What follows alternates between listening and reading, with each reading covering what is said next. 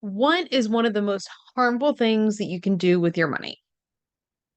It's avoidant. We assume everybody's in the better place, the keeping up with the Joneses. We judge, there's avoidance, and then we just kind of like vague about where things are at. We don't understand it. And that is the most harmful thing that you can do with your money. And I'll tell you why.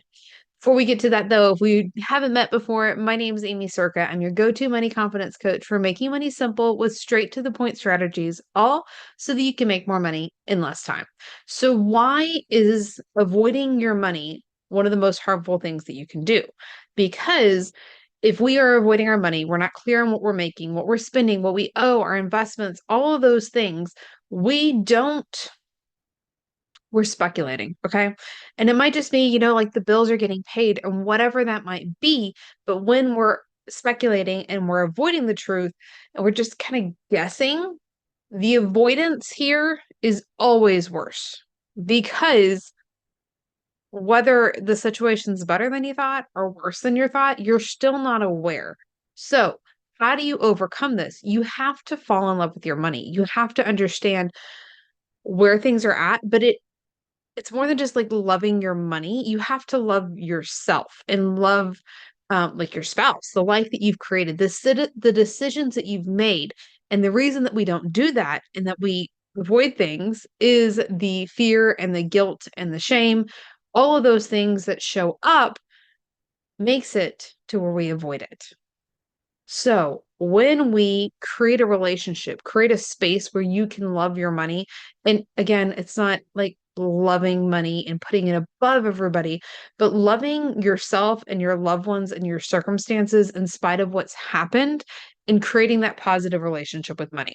So, put the attention on the money because it's one of the most important things that we can do when you put the attention on it, when you take care of it, you create the space that you are safe, you're secure, you're unstoppable, you know where things are at instead of kind of avoiding things, right?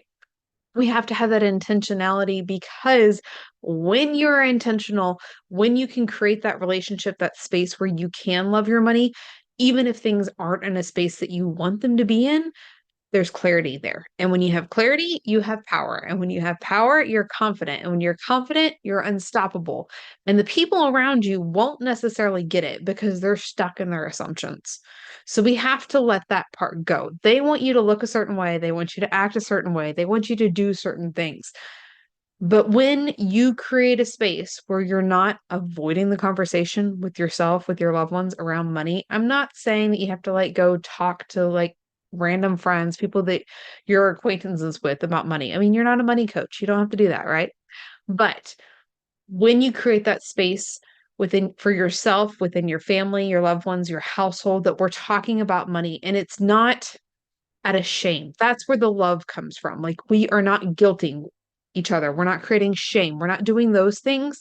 Like love what money can do for you, the blessing that it allows you to do, the things that you're allowed to have, like you're wherever you're at, whether you're at home, you have a roof over your head, the food that's on the table, the clothes that you have, those things, when you can love what money allows you to do, then you can create that safe space. And again, clarity, power, confidence, unstoppable, regardless of what everyone else is thinking. You have to own your power, own your situation, not letting everybody else and their assumptions dictate you, what everybody else is doing. It doesn't matter. You have to own your power and get clear on your money so you can get clear on your priorities and then you're clear in your life.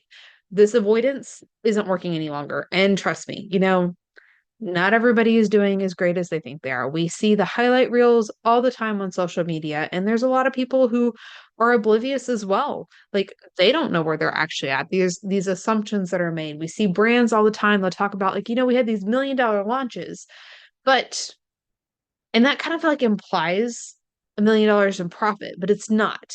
It was $1 million in revenue. Now you can choose to spend your money wherever you want. And if they chose to, a lot of them choose to spend the money on Facebook ads and Teams. And there's nothing wrong with that, but it's because it's the choice that they're making. But we have to stop assuming that everybody is so much farther ahead and feeling guilt and shame and avoiding the money because of it. So the thing that we need to like not talk about is we need to start talking about our money. You can't avoid it any longer. You have to remove, again, judgment, avoidance, vagueness, all the things, because it is important. All right. I got to run. We got a workshop starting in 2 minutes. If you have any questions, make sure to drop them below. We'll see you next time. Bye for now.